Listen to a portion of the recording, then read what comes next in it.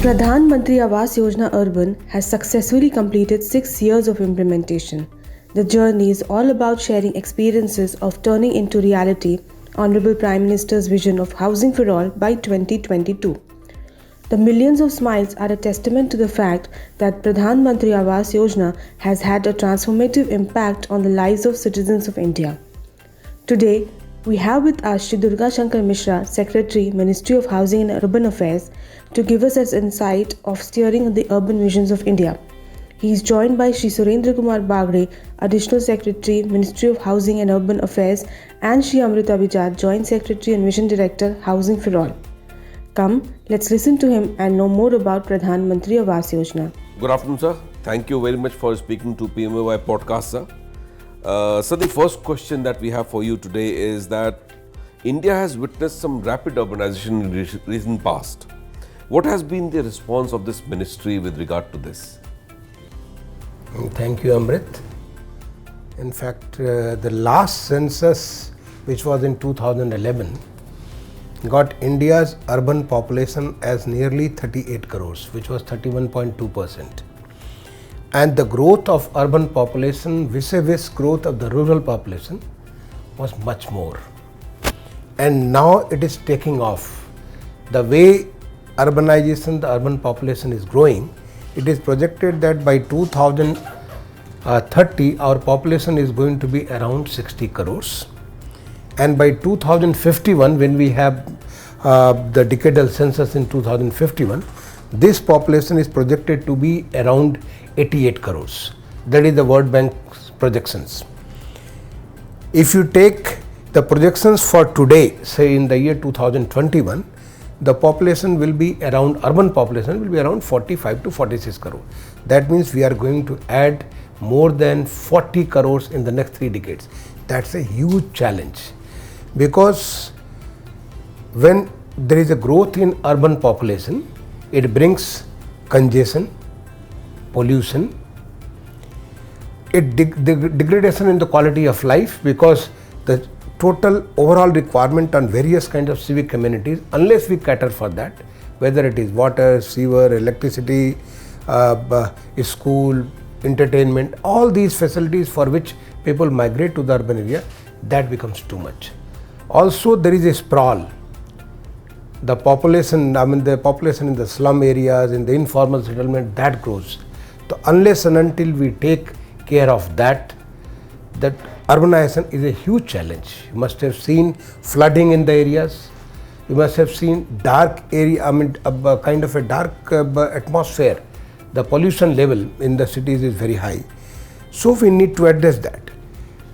And if you address that, that brings a huge opportunity. A lot of economic activities can be weaved around to make a good quality of life to the population which is living in the urban areas, and that is the step which the present government, right from 2014 onwards, which has taken. Okay. So that's very interesting, and that brings me to the second question, is that what has been the comprehensive strategy or a schematic response to the kinds of challenges that this massive urbanization has brought about? As a ministry, what's been the overall thinking behind these schemes? If you see, right from 1947 onwards, we have been a very shy urbanist. Even somebody comes from the urban area, he traces his that he is from the rural area. We have always celebrated and we have always put that in the front line. If you see our planning, planning missions, planning commission's various plans, right up to 6th plan, there has been no specific provision for the urban areas. It was later that some kind of a small contribution started. The real focus started in the year 2004 when JNNURM came. But that was also very ad hoc kind of approach to the challenges of the urban area. It was for the first time that in 2014, when Honorable Prime Minister Shri Narendra Modi's under his visionary leadership, the new government of NDA that took place, His vision was translated into converting the challenges of the urban areas, the challenges of the urbanization, into the huge opportunities. What are those? The very first thing one gets is the sanitation. Because the cities are absolutely dirty, people defecate here and there. You see the heaps of municipal waste in the city. Say for example Delhi, you take any national highway, you will find heaps of dumps, big dumps of the municipal waste. And here come Prime Minister Modi, when in his very first address on 15th August 2014 from the ramparts of Red Fort, he announces India to become clean. The mission of Swachh Bharat, that was launched by him on 2nd October 2014, and now you can see the results. The whole country is witnessing that. Anybody coming from the cities, the whole face has changed. This is one program which has brought the maximum change, where you have the 100% cities are now open defecation free. Large number of cities, more than 3,000 of them are ODA plus. That means the city, the toilets which are there in the public or in the community area, they are absolutely clean, hygienic. We have got more than 60,000 toilets which are on the Google map. You can just use your Google map and then reach to the nearest toilets. Then on the municipal waste front, we had only 14% of the waste being treated in the year 2014. Now that number has gone up to 68%. We have 97% of the wards which has got the door-to-door collection, more than 70% of the waste being segregated at source, and more than 68% of the waste being treated. That's a huge improvement in the municipal waste treatment, municipal waste management. Then the kind of the people's engagement. This has become, when I was very much there when the Honorable Prime Minister launched the Swachh Bharat mission from Rajpath on 2nd of October 2014. And in his speech for the launch of the mission, he says this is not going to be a government program. This is one program which has to come as a Jan Andolan, people's program. And today when I reflect back 7 years back, I find at that time it was looking at a challenge. Now it has really come as a true Jan Andolan, when it was a natural sight when people will just open their windows of the car and just throw out anything. Now you don't see that. Now you don't see people littering around. People are conscious. Even the children are conscious. They will ask you not to throw things here and there. So there is a complete change in behavioral change. And I think now this is the kind of a strong foundation which has been laid. The Swachh Bharat Mission 2.0, which is subsequent one, which has been announced by the Honorable Finance Minister in the budget speech, that is going to change the complete scenario. I think the next 5 years is going to be a complete transformation of Indian urban landscape, when we have a neat, clean and a green India. We'll have a clean air. The focus is on taking out our single-use plastics from our lives, using the CND waste, which is the construction and debris waste, into useful materials so that there are no more waste. In fact, making waste as a wealth, that has brought so much of entrepreneurship. So many new kind of ideas, innovative ideas have come up, and they are all, one improving, they are adding to the economic activities in the cities, and at the same time they are improving the whole livability, the condition of life. The second big challenge is the housing, because when somebody comes to the city, he finds that there is no place to live. So he takes the easiest path. He goes and stays in slums, which is gets at a much nominal rate, as an affordable rate, or he goes to the informal settlement. Now a program of the dimension, the Pradhan Mantri Awas Yojana, where Honorable Prime Minister envisioned that everybody will have a Pakka house with drinking water, with electricity, with a gas facility, with a toilet, when the country celebrates 75th year of Indian independence. That was a huge order. It was just looking impossible. And today when I look back, I see it has been made possible under his visionary leadership. Even for the rental housing, In fact, for the first time in India, I mean, such kind of a new thinking, providing affordable rental housing, changing the rental laws. I mean, all these things are big changes on the housing sector. The third thing, when somebody comes from the rural to the urban areas, he requires a skilling up. His skills are not fit for the urban areas. He may not be able to earn so much as he wants to earn. So this, through the Deen Dayal Upadhyay National Urban Livelihood Mission, DNULM what we call, through the various schemes of that, and recently through the PM Swanidhi, the street vendors, there has been a complete transformation. I mean, you see, nearly 60 lakhs women which are urban poor, they are members of the self-help groups. They are producing goods which are being used. I was, in fact, only yesterday, I launched a new brand name and a brand image called Sonchiraiya. And you'll be surprised, this is our effort during the pandemic, that in the last few months, this Sonchiraiya is now giving the brand identity, but without that, more than 2,000 products are already there on Amazon and Flipkart, which are coming from more than 50,000 self-help group members. And now with this brand name and the brand image, I think the Prime Minister's vision of local to global is going to become possible. Now the products which are getting manufactured, produced by these ladies will be sold anywhere through the Flipkart and Amazon. And now we are also adding to that Tata Click, and we are also going to add to that the mantras. So all these things, some kind of using the e-commerce platform, we are giving wings to our women. The fourth thing which is required is the infrastructure, a scheme of Atal Mission for Urban Rejuvenation and Transformation. Through this mission, 500 cities whose population was more than 100,000 plus, or they were important cities on the hills or on islands or on the banks of the rivers or on the coastal areas, they have been selected, and the kind of transformation which is taking place.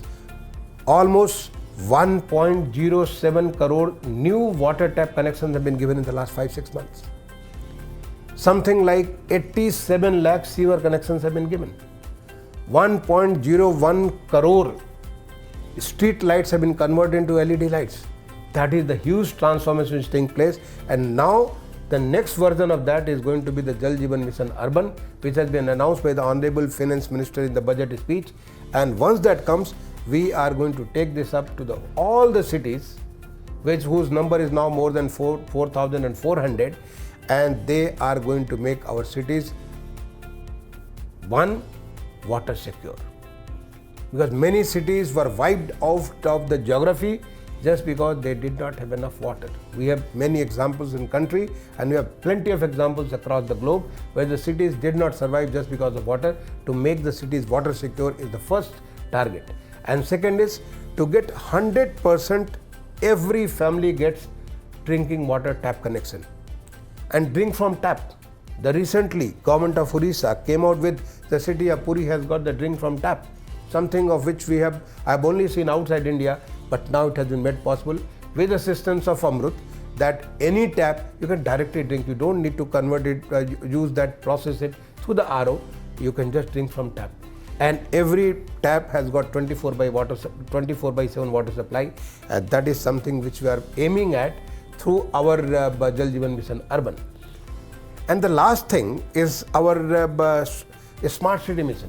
This is completely changes the whole way we think about urbanization.